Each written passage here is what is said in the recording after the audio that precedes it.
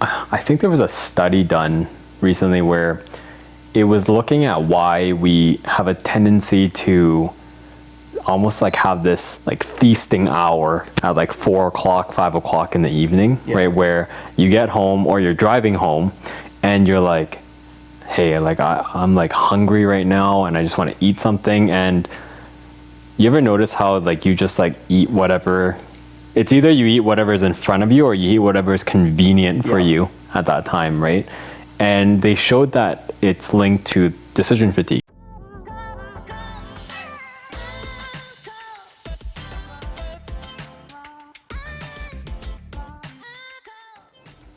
How often have you been in a scenario where you came home from work, you're like super exhausted, and you just, even though you needed to rest, you just continued to push yourself and you did it? Yeah, all the time, man. Like right now, my schedule is like 4 days a week, 10 a.m. to 9 p.m.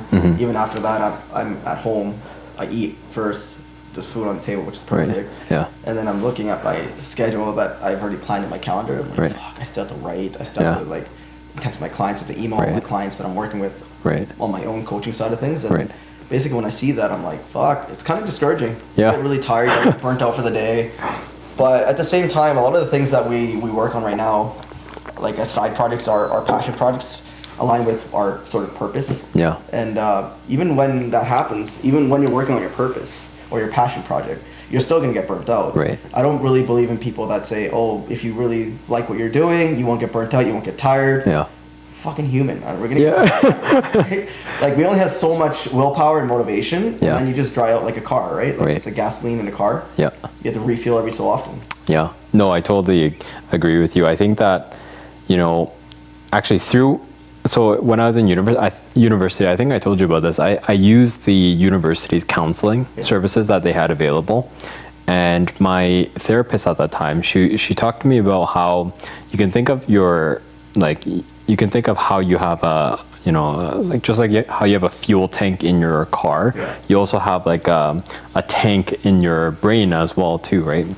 And so every time you make a decision or you do something, you do anything really, right, that takes up energy, you withdraw from that, right?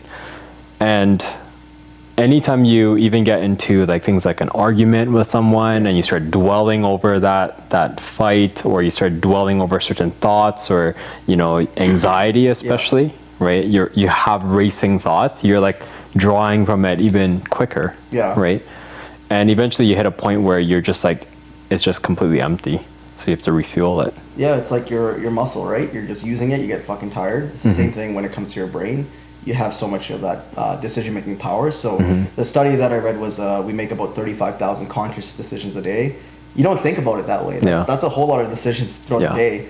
And I realized that, fuck, I don't think I make 35,000, but you actually do. Whether it's what you wear, what you eat, what directions to take, and even the things you were talking about, like the anxiety, you're just overthinking things and thinking, okay, I should do it this way because this works. Right. Those are even conscious decisions in your mind that you're processing. Right. But after 70 decisions, another study shows that after 70 decisions, you go through this decision fatigue. Right. You can't make good decisions or good decisions as well. So automating a lot of the stuff that we do in life, which we call like just autopilot. Right. So I don't know, you're more of a scientist than I am. You took science in school more than I did. We have this thing called a DMN, like default mode network, I think. Right. Yeah, it's like where a lot of our habits live, all of the auto processes that we go through and the biases we have live in that part of our brain. So we're always on that basically when we're doing anything in life for the most part, which is good. But there's also that part where we need to be more conscious of those decisions. Right. So things that affect your work or other people, consequential decisions is what we call it. Yeah.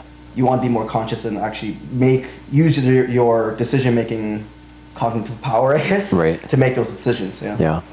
I know that it's interesting that you bring that up, because I know that we talked about the confirmation bias, and I imagine that it also lives in this part of the brain as well too, right? And if we're making all these decisions, conscious decisions, then we have to rely on some other source of some other source to be able to fuel the other decisions that aren't part of the 70 that we have the ability or capacity to do, right? And actually, as you were talking about 35,000 conscious decisions, I started thinking about what about the subconscious decisions that we make every day? That I don't even know. There's so many other decisions that, well, those are like the automatic ones that we don't really think about. I don't know if we think about it. Right. So it's just like in our minds, it's just automatic. We do something without thinking about it. Like you grabbing a glass of water, us going to the bathroom, brushing your teeth. You don't really have to think about it. Right. It just comes naturally. Yeah. I don't think that counts as a conscious decision to, or in my limited knowledge, I don't think it's a conscious decision to brush your teeth. It's just, okay, I woke up, just gonna brush my teeth, right? Yeah. No, you're totally right.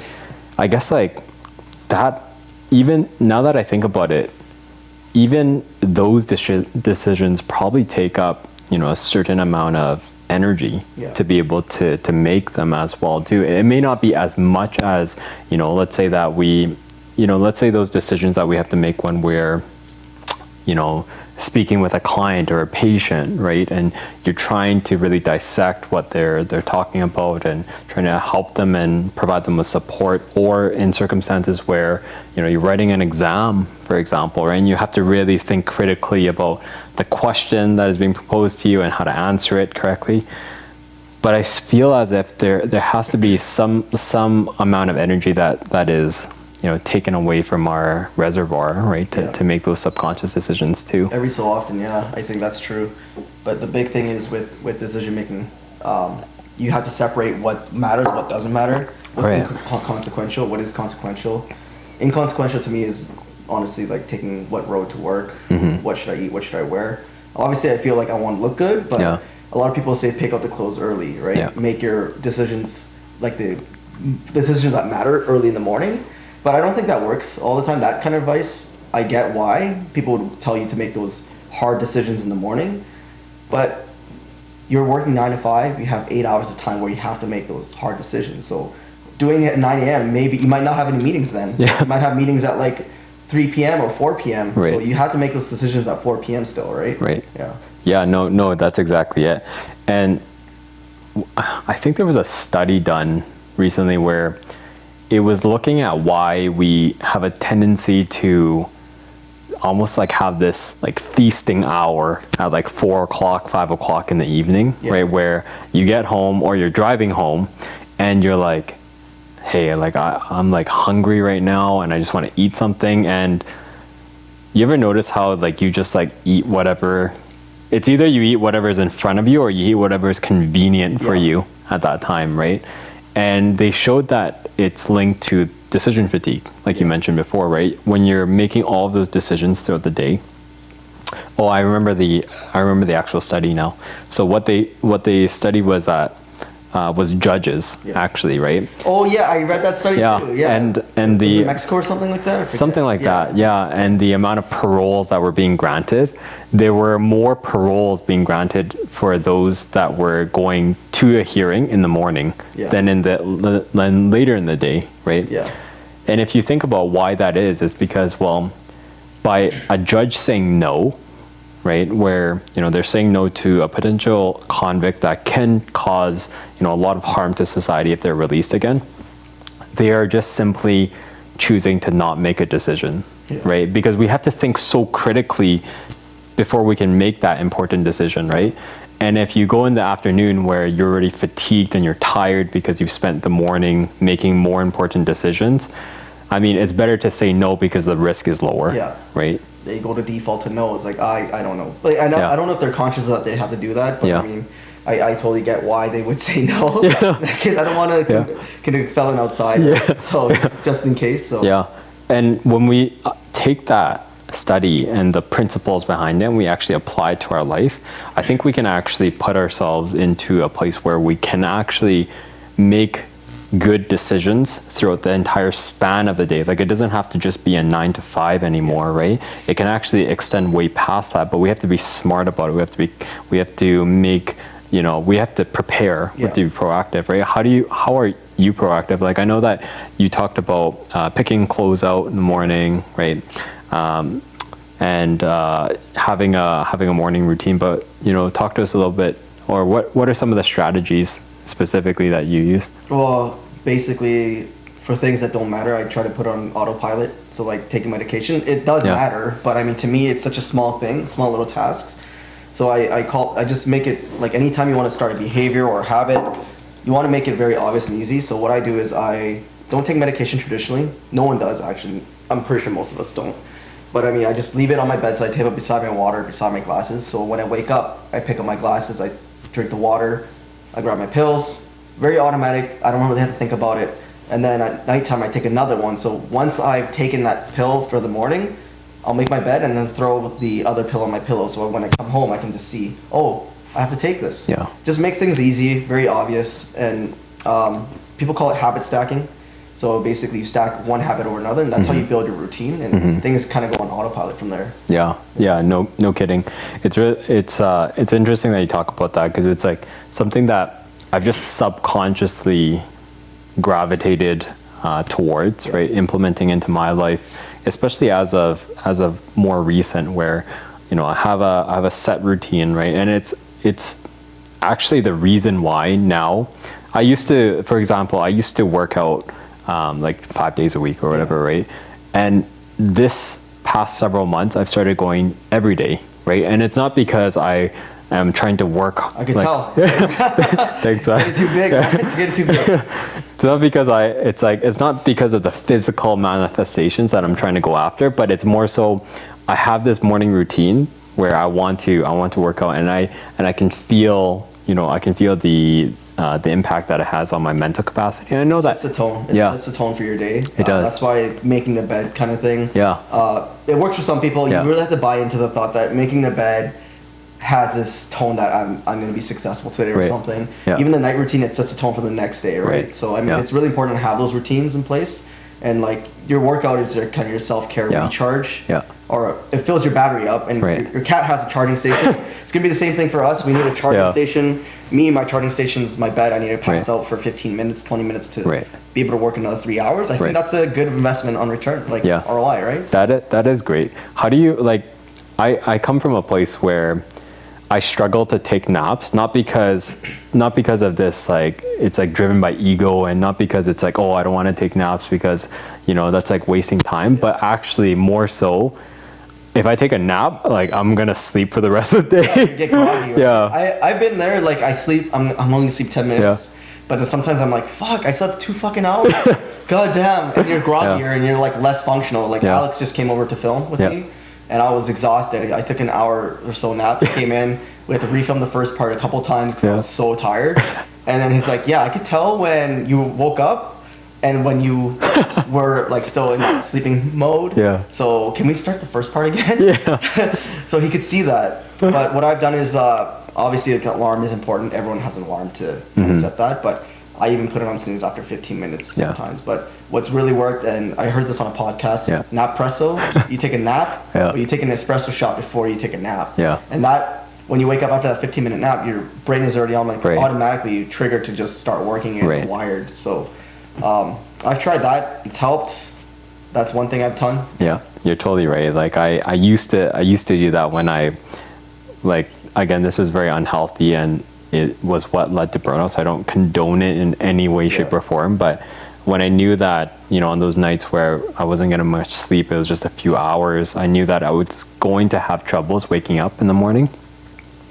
So what I did was I set my alarm clock 1 hour before I needed to wake up, take a caffeine pill as soon as that alarm hit, go back to sleep, snooze it, and then wake up when I actually needed to, right? Yeah. But eventually you hit a point where that's, this Band-Aid solution, it doesn't work anymore, right? Caffeine can only take you so far. It's like a very temporary solution. You know what I mean? Well, you also, I think you talked about this before, it's like you get that, what's that word? Tolerance for it as well. Yeah. But I don't think it's about the tolerance. I think you need a long-term solution to be successful and to keep going. And that's what the self-care looks like, right? For me, my self-care, I need a full 8 hours of sleep. But lately, I haven't been. I've been getting 3 to 4 hours a night. So clearly, my mind is a lot more irritable, annoyed at everything. Typically on the road, I don't really get mad anymore. I stopped getting mad at people. But as of late, because my poor sleep patterns, I just get annoyed. And I don't make good decisions on which way to take, and it takes me longer to get places, or my relationships go sideways a little bit because I get in arguments, right? Yeah, like the small things start to annoy you a little bit more, right? Because, I mean, if you think about it, it's like just like how we charge up our phones at nighttime, you know, and you know it's in preparation for the next morning because we know we're gonna need it for the entire day. If it's like imagine if you charge up your phone for just half the night, or you know, or like just an hour, right? You may not charge it all the way, right? And just like when you sleep, if you're charging yourself up for an hour, 2 hours, or 3 hours, you're not gonna charge up all the way, right? So once you use up that limited reserve that you have, I mean, it's like everything goes out the window, right? All of the self-care stuff, all of the, you know, like everything that you learn through your self-development, the strategies, right? They all go out the window. It goes out the window. Yeah. Like, you don't have the decision-making power to make those good decisions, and you're just so tired. Yeah. And then everything, like you said, goes out the window. It's like you forget how to drive pretty much, right? Yeah. You're like, screw it. You know, like I don't care about you don't think about the consequences anymore, right? You're just like, I'm gonna just make this decision because it's the easiest thing to do. Yeah, I think the best thing is like you said about the McDonald's thing or the fast food thing before.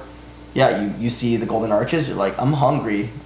I could either go home and actually think about what to cook, or I can just go to McDonald's. You just default to the easiest thing, which is fast food. Yeah. I'm like that. Yeah. I go to default fast food, but now that, you know, now I have all this kind of knowledge, I try to plan my meals ahead of time and understand, okay, I should eat this. So when I go home today, I already cooked duck breast, so I'm gonna be like, okay, I'm gonna eat this duck breast when I get home. Perfect. I don't have to think about it. Yeah. I like that, right? It's like I like not needing to allocate as much resources to certain things that don't really, I don't want to say don't really mean much, but they just mean a little bit less than some of the more important things in your life. Like I guess what means less to you might mean something to someone else. Like a fitness trainer will think eating properly is a way bigger deal than what I think it is, right? And then I think like sleep is more important than working fucking 18 hours or something. But whatever people do, I've seen people on Instagram and like social media like, oh, hustle all day, every day kind of thing. And I think it's the biggest BS ever. Like that's such a surface level thing. What do? You don't sleep? I'm pretty sure they sleep too, but they're sending out the wrong message, making you feel like you're not doing enough because you are doing enough for yourself. But now this guy's telling you you're not doing enough. You feel like you're forced to wake up and stay awake and work an extra 4 or 5 hours and get less sleep. Yeah, I've been there, man. Like I wish that I had the knowledge that I have now, but I had to learn. Sometimes I think that you have to learn things the hard way. You know what I mean? Like you have to. For me, at least, I needed to push myself to that point where I was working those crazy hours, and then I felt like crap for a long time, for like 2 years. And then I realized, okay, this is not sustainable. I'm pretty sure people gave you advice for that too. Like, oh, just take it easy. Don't work so hard all the time. And like, I'm pretty sure your mom probably said the same thing. Don't work so hard all the time. You need to relax. My parents told me, don't work so hard for money.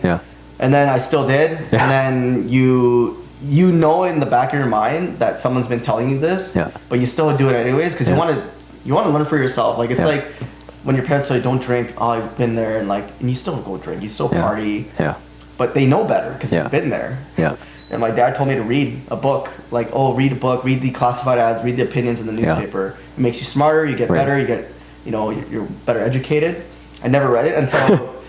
I never read actually. I hated reading until like I got depressed. Then that's when I'm like, I need to find answers. And that's when I got really into like the self-help industry and understanding.